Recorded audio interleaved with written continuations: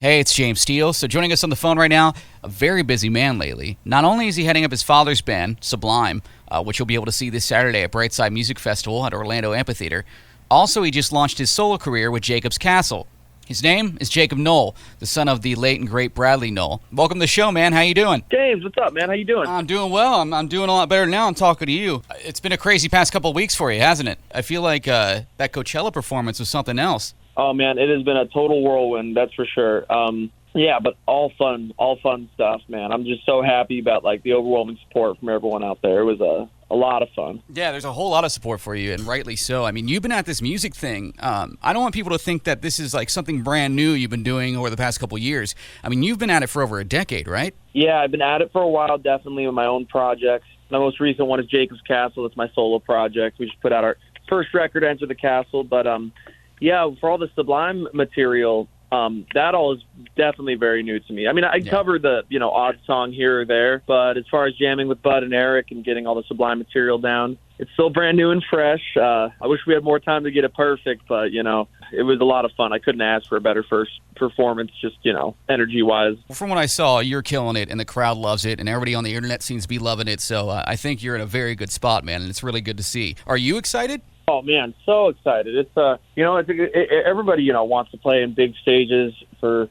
big audiences and stuff, and there's a certain amount of melancholy because you always wish sort of it's your own band. I tried so hard for so long, and it definitely still would have gotten there. I have a belief in that, but as for me, I wouldn't even have gone into music if it wasn't for my dad and my family and that sort of. So in a lot of ways, bringing everybody back together and just doing my part, trying to be a decent front man and at least do the song serviceably. It's sort of like a duty to me, and I just, want to keep doing it and keep getting better, and it's, like you said, it's a lot of fun. I was checking out some other interviews with you, and I also noticed, of course, your dad was a major part of you getting into music and falling in love with it, and it's in your blood. But also, wasn't your grandpa someone involved because he got you to play guitar? That's right, man. I definitely come from a musical family, My grandpa was a really awesome guitar player and singer, and then, my dad's mom, my grandma was like a pianist and a flautist, and she's just, also very musical. So yeah, right from the get, I remember being a little kid and walking around in my grandpa's house, and he'd have guitars up, and I'd try to grab them and touch them, and then knock them over, and he's like, "Look, you're gonna grab my guitars, you might as well learn how to actually hold them and play them," and that's sort of how it started when I was little. Now, you spent years on the road. You were getting ghosted by promoters, doing basement shows with your band Law. What was it like finally being on stage with Bud and Eric at Coachella and actually practicing with them? Do you think all of this work you did has led up to this moment? Oh, totally, man.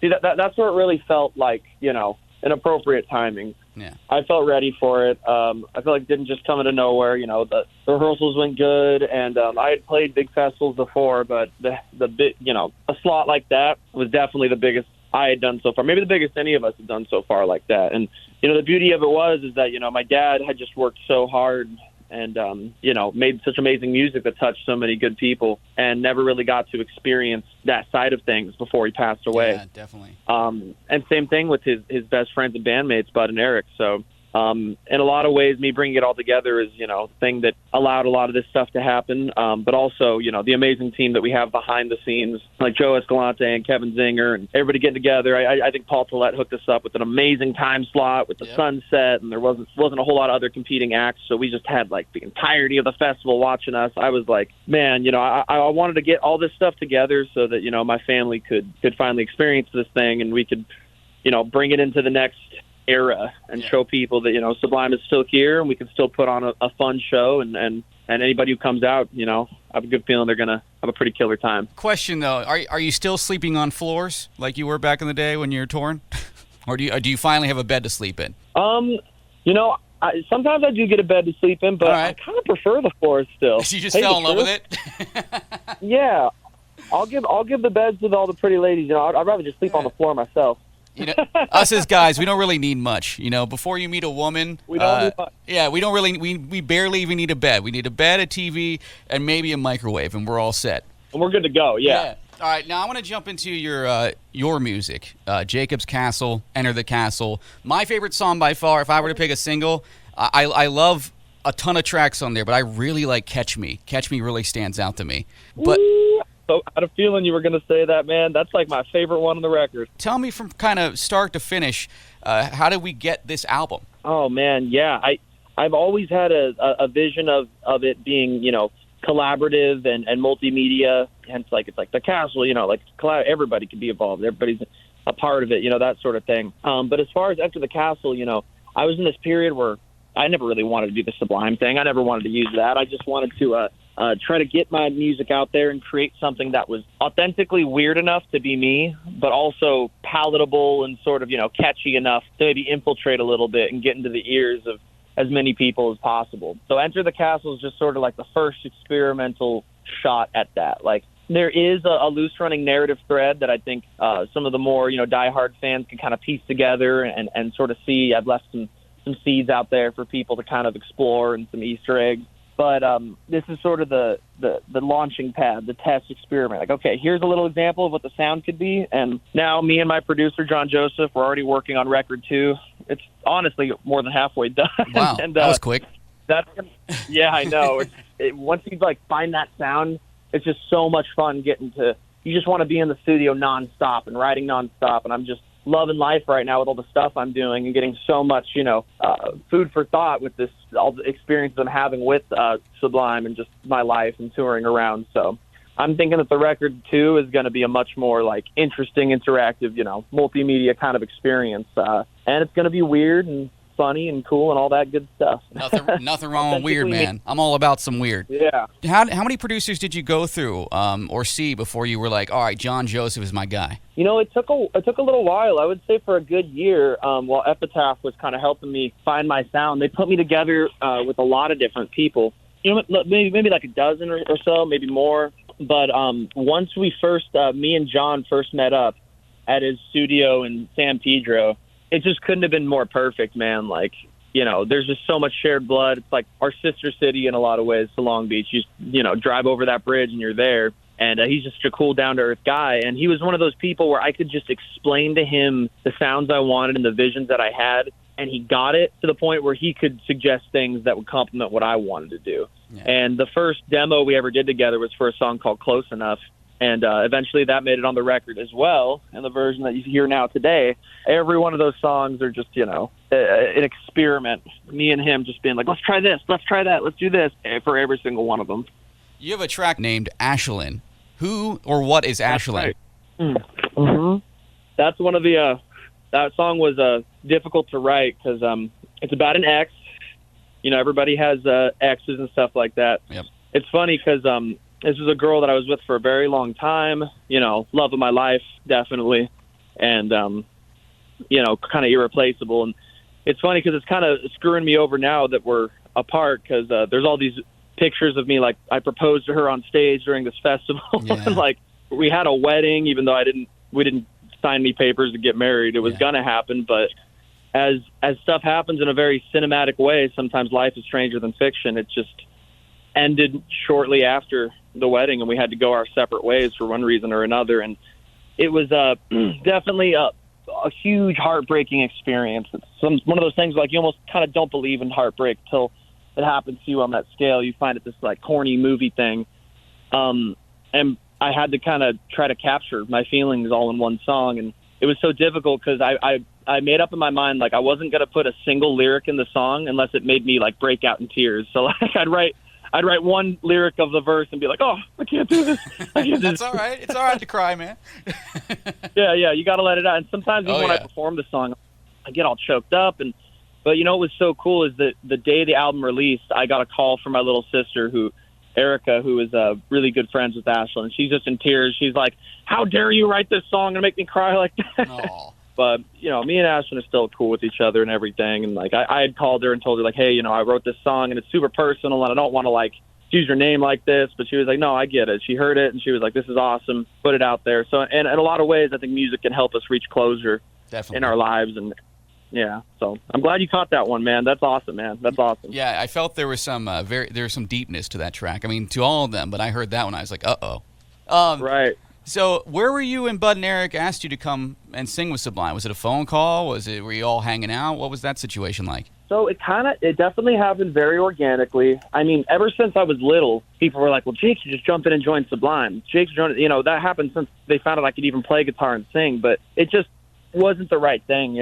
I had to, figure out my own path first before that was even considered to be appropriate. And I think that the way that this happened was Eric really wanted to do this HR benefit that we played in LA last year.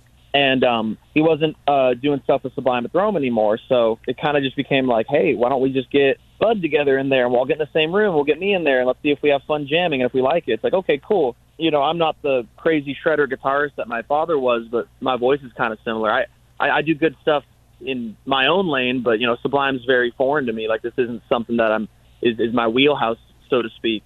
So they're like, okay, well, let's get a guitar player in there, too, and bam, Trey Pangborn joined, Falling Idols, a local legend, and they were all friends from back in the day. It's like, all right, we need someone to do the DJ stuff. There's lots of hip-hop elements in Sublime. It's like, man, we'll get Dougie, DJ Product, from Head PE, and him and Eric grew up, like, right next door to each other. Everyone up there on that stage has had something to do with the Sublime and the scene, and there's just so much shared DNA, and everyone behind the scenes, like Joe from being from the Vandals and Kevin Zinger and SRH putting on their original shows. It's just like, my goal with this wasn't even just like, okay, I'm going to try to perform and be exactly like my dad. It was more just like, I'm in a unique position to bring together all these people who haven't worked together in years, and everyone that have fun and just hang out and be friends again in ways that they haven't in maybe 20, 25 years. So once we've had that kind of experience with the HR show, we were like, yeah, we're doing this. And I think Joe called Paul after that. Nice. Yeah, you seem like the kind of guy who wants things to happen organically and not force anything, which is really good. You never want to force anything. Exactly, man. We're not doing this just, because it's like, well, time to go out and just try to make a bunch of money. It's like, no, man. There was a big scene here that kind of died with my dad behind the scenes, and I find that to be a tragedy. Definitely. They were about to hit Europe right before his death, and all these things kind of happen in such a tragic way. So I find myself in a unique position to just try to rally the troops, bring everyone together, and it's like, let's go show people that Sublime is here, and let's go, give back a little bit and show people that that the band that changed so many people's lives and spawned so much different music and that so many different other bands are inspired by, like, let's work with those people and all that good stuff. And yeah, and a big part of a lot of what we're doing too is to raise awareness for Bradley's House, for the Nowell Family Foundation. I was going to ask you about that. Yeah, exactly. It's a big part of that too, man. I want to put the band and the name and the brand back out there on the map and get, some buzz for it so we can raise awareness for, the crazy opioid epidemic that's happening out in our country right now. Yeah, that's the pandemic. That's the major pandemic that isn't going away. It's true, man. And I think that what's interesting is you see, like, a lot of the cultural, attitude towards this thing has changed. Like, people are experienced with loss now when it comes to drug and addiction. Yeah, my wife's best friend and pretty much brother from growing up, we just lost him to an overdose. I feel like everybody knows somebody, and not enough people are saying anything about it. You ask anybody, and that's the story. It's terrible. So can you tell me more about the organization and what it does? Bradley's House is a treatment organization.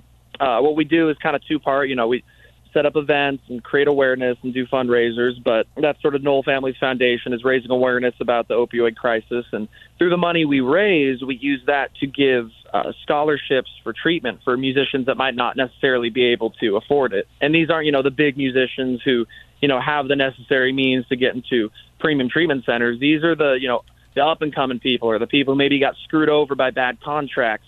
Anybody out there who is struggling with addiction, who is in the music scene, the people that families and fans are sick and tired of losing to this disease, man. So we have our first treatment center. We have a sober living opened up in Redlands right now. That's our first Bradley's House. And I think we have about 10 clients in there right now. It's all male for the time being, but we have ambitions to expand and, Beautiful. Do as big as we possibly can. And we have an event coming up in May, actually, in Oceanside. It's a really big fundraiser. We got a bunch of amazing bands playing. Me and my bass player, Eric Wilson, are going to be sort of emceeing the whole thing and masters of ceremonies. And it's going to be a really big, fun time, and a lot of people are coming out right now. So it's just a little bit to colorize, like, look, we can all have a lot of fun. but let's not forget, the dangers that come along with that sometimes too, and try to mitigate some of that pain. Well, that's great that you're actually in a position to do something like that. So good for you. Let's lighten things up a little bit. You're very busy now. You got 2 bands. You got your own. You got the thing with Sublime. When you eventually get a vacation, where do you want to go and why? Oh man. Well, Japan has always been a huge dream for me. I'm a total Japanophile. I love so much of the art that comes out of that culture. Yeah, you're a big anime guy, right? Yeah, yep. Guilty as charged. That's cool. That's cool. Yeah, man. I've been a huge influence in my life ever since I was a little kid. But I think I am going on vacation soon, though, after we play our festival in Florida here at the end of the month. Yep. Me and the manager, Kevin Zinger, are taking a trip to Nicaragua. I've never been there before. Yeah, and have you been to Florida much? More than I care to admit. No, I'm kidding. I love Florida. Every time I go over there, I think I've been to Florida more than I have any other state besides California, which I live in. I just always end up over there. There's so many amazing fans out there and buzzing music scenes and just awesome venues to play at. So I'm excited to go back out there, see some friends. Cool, yeah. Brightside Music Fest is coming up here pretty soon, man. April 27th at the Orlando Amphitheater. You're going to be there, Sublime, 311, Goldfinger, Story of the Year. I mean, some of these bands, it's so great to see together. Face to Face, Save Ferris, Unwritten Law, Zebrahead. It's really going to be a good time, and I'm excited to see you on stage with Bud and Eric. I cannot wait. And your new album is out. It's called Enter the Castle. And it's fantastic. They can stream it, they can buy it, they can do all that stuff. And then any plans for your solo career over the next year or two? You do have a new album. You said you're almost done with it. But anything else you kind of want to lay out there for 2024, 2025? Yes, sir. Yeah, we got a bunch of shows for Jacob's Castle coming up in May. I'm going to let people sit in this album and enjoy it for a while, but I want to do a bunch of cool multimedia content, just sort of hyping it up and tying everything together. And then I just cannot wait to get even more singles out there. I'm like, okay, the album's out. When can I release a new single? So expect a lot of stuff from Jacob's Castle this year and next year, and a lot of stuff from Sublime. My cup runneth over, man. It truly is a dream come true. Dude, good to hear from you. Thank you so much for taking the time to chat today. That's awesome. Oh, likewise, man. Thanks for the interview, bro. I love doing this stuff, and thanks for all the help, man. Yeah, of course. Jacob, I'll see you April 27th at Brightside. Yes, looking forward to it, brother.